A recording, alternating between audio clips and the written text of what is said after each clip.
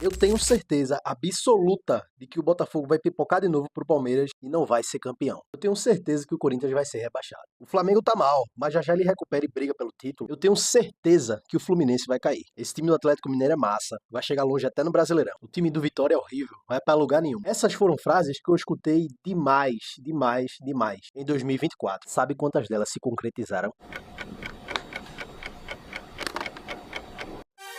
Zero. Nenhuma. Pois é, meus amigos, isso se chama Campeonato Brasileiro de Futebol. Tá achando que é campeonato da Indonésia? É não, fi. É Campeonato Brasileiro. Aqui a gente vê de tudo. Aqui temos imprevisibilidade, aqui temos inúmeras reviravoltas, aqui temos arrumadinhos, aqui temos inúmeros campeonatos dentro de um só. São 38 rodadas, 38 jogos pra cada um. Não dá pra você errar planejamento de forma alguma. Muitas coisas inesperadas acontecem, como aconteceram e podem acontecer ainda. Até porque temos uma rodada restante. Algumas disputas ainda estão em aberto, como a briga entre Botafogo e Palmeiras pelo título, a disputa pela última vaga no G8, a disputa pelas últimas vagas na Sul-Americana e a disputa inimaginável contra a tão temida e última vaga na zona de rebaixamento. E nesse vídeo eu vou mostrar como ficou a tabela da Série A após o fim da penúltima rodada, quais times já alcançaram os seus objetivos, o que ficou em aberto e quais serão os jogos da última rodada, dando um foco maior naqueles que envolvem times com interesse no campeonato. Detalhe, em 2025, pela primeira vez na história, teremos 5 clubes nordestinos na primeira divisão, o que dá um total de 25% das equipes do campeonato. E eu já fiz um vídeo aqui falando sobre isso, então assim, é só tu entrar no canal aí, velho. Uau! Aquela Ragni, né?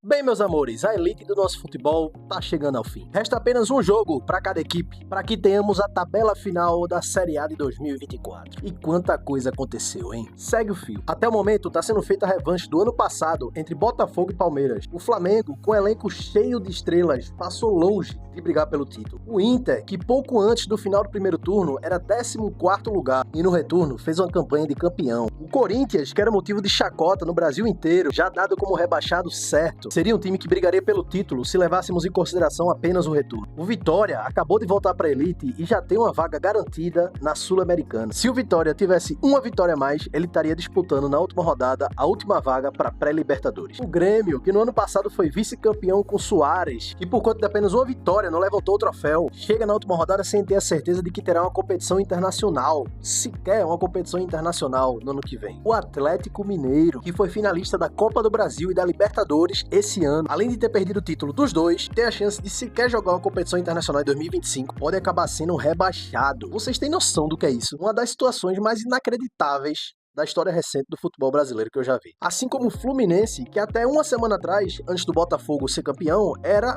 considerado o atual campeão da Libertadores. Chega na última rodada com grandes chances, para mim até o favorito, ficar com a última vaga do rebaixamento. O Atlético Paranaense, finalista da Libertadores de 2022, que começou o campeonato voando, líder isolado, chega com grandíssimas chances de queda também na última rodada. Ou seja, os últimos 3 finalistas da Libertadores são os 3 times que estão brigando contra o rebaixamento. Podem ter certeza que jamais veremos um time na Europa ser campeão da Liga dos Campeões no ano e no ano seguinte ser rebaixado. Nunca a gente vai ver o Manchester United sendo campeão da Liga dos Campeões e da Copa da Inglaterra e no ano seguinte tá lá, brigando contra o rebaixamento. E o Bragantino, hein? Mais conhecido como Energético, sendo gerido por uma das empresas mais ricas do planeta, que é a Red Bull, começa a última rodada na zona dos mortos. Coisas do nosso futebol, né, Carlos Alberto? Vamos falar de nível técnico?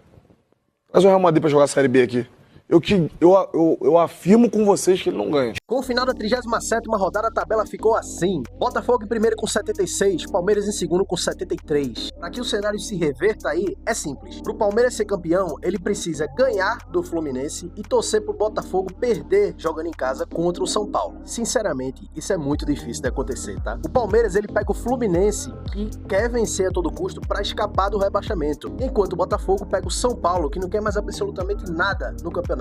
Largou total. Um simples empate dá o título ao Botafogo. Sinceramente, isso vai acontecer. Pra mim, vai ser 3-0 pra cima. E que final de campeonato teria o Botafogo, hein? Depois de tudo que passou em 2023, ser campeão em cima do próprio Palmeiras e ainda ver o seu grande rival, o Fluminense, ser rebaixado. Aí tu imagina o clima que ficaria entre os dois lá no estádio do Palmeiras, hein? O Palmeiras perdeu o título e o Fluminense ser rebaixado. Terceiro, o Flamengo, com 69. O Flamengo não sai mais da terceira posição, porque ele não alcança mais o Palmeiras, nem é alcançado mais pelo Internacional e Fortaleza, que estão abaixo dele. Meus parabéns, Flamengo. Flamengo, pelo terceiro lugar. Muito bom, muito bom, muito bom. Domingo no Maracanã vai ter uma lindíssima festa para a despedida de Gabigol. Um grandíssimo ídolo que ganhou tudo pelo clube e realmente merece. Quarto, Inter com 65, quinto, Fortaleza com 65. Na última rodada, os dois se enfrentam na casa do Fortaleza. Assim como o Flamengo, eles não são mais alcançados por quem tá embaixo, que é o São Paulo, e, como eu tinha dito, não alcançam o Flamengo. Vão disputar entre si o quarto lugar simbólico, né? Pra dizer que acabou no G4 do Campeonato Brasileiro de 2024. Domingão, teremos aquela sensacional festa que só a torcida do Fortaleza sabe fazer. Sexto, o São Paulo, com 59, se encontra na mesma situação que o Flamengo. Nem alcança quem tá em cima, nem é alcançado por quem tá embaixo. Ele enfrenta, como eu tinha dito, o Botafogo na última rodada. Sinceramente, não vejo o São Paulo dificultando nem um pouco a vida do Botafogo. Até para que o rival Palmeiras não seja campeão. O Corinthians, sétimo colocado, dono de uma das arrancadas mais impressionantes das últimas edições do Campeonato Brasileiro. Não alcança mais o São Paulo e muito dificilmente vai ser alcançado por Bahia, até porque eu não vejo o Corinthians perdendo do Grêmio. Tá jogando demais. Com um simples empate,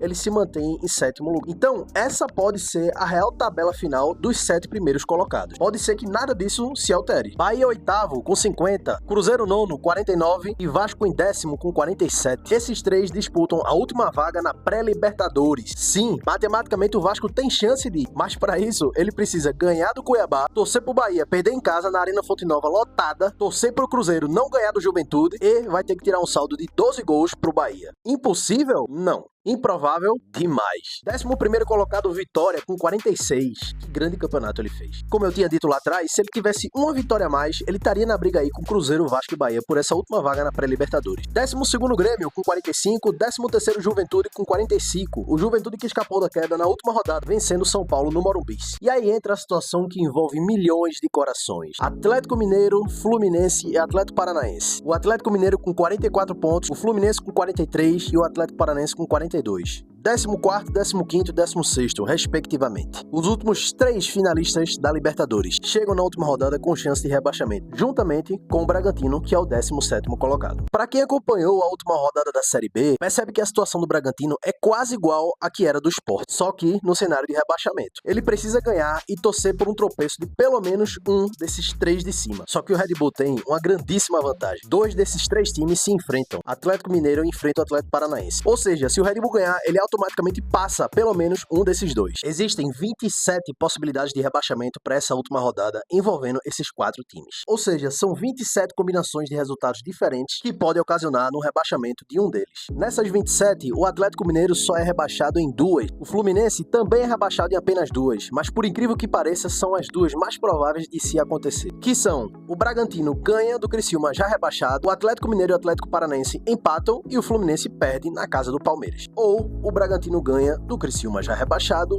um dos Atléticos ganha contra o outro e o Fluminense perde contra o Palmeiras. O Atlético Paranaense cairia a depender de 5 combinações, enquanto o Bragantino cairia a depender das 18 combinações. Por incrível que pareça, eu queria estar na pele do Bragantino, porque o Bragantino pega o Criciúma já rebaixado, sem querer nada. Já o Fluminense, como eu falei várias vezes, pega o Palmeiras, lá na casa do Palmeiras, enquanto o Atlético Mineiro enfrenta o Atlético Paranaense. Os dois estão ali na briga. Finalizando a tabela, o Criciúma, já rebaixado em 18º. O que o Criciúma vai receber de mala branca para ganhar do Bragantino não tá escrito não, viu? Mas também o bicho que a Red Bull vai pagar para os jogadores do Bragantino ganhar esse jogo vai ser um absurdo. E por último, Atlético Goianiense 19º e Cuiabá 20º. Conseguiram com bastante êxito os seus objetivos de serem rebaixados. Com o futebol que vocês estavam jogando, né, meus filhos? Pelo amor de Deus, né? Vocês queriam o quê? O sarrafo do Campeonato Brasileiro desse ano foi tão alto, mas tão alto, que se o Palmeiras vencer o Fluminense no domingo, ele vai chegar numa pontuação que seria suficiente para ele ser campeão em todas as outras edições de pontos corridos. Porque a gente nunca teve um vice-campeão com mais de 75 pontos. É, meu velho, é pau. Tá achando que o Brasileirão é o quê? Campeonato da Malásia? Mas o Real Madrid pra jogar a Série B aqui, eu afirmo com vocês que ele não ganha. E é assim que a tabela da Série A tá desenhada para a última rodada. 4 disputas em questão: título, vaga no G8, últimas vagas da Sul-Americana e a última vaga de rebaixado. Muita apreensão, muito nervosismo, muita ansiedade, puro suco de futebol brasileiro. E tu, diz aí, acredita que vai acontecer o quê? Quem é que vai ser o campeão? Botafogo, depois da tragédia do ano passado, ou Palmeiras? Quem pega a última vaga da pré-Libertadores? O Bahia, depois de 36 anos, ou o Cruzeiro, que acabou de perder a final da Sul-Americana? Ou o Vasco, que vai fazer um milagre e tirar um saldo de 13 gols? Quem é que fica com as últimas vagas na Sul-Americana? Quem é que vai ser o rebaixado? Interessante é que esses 4 times que estão brigando contra o rebaixamento, todos os 4 podem ir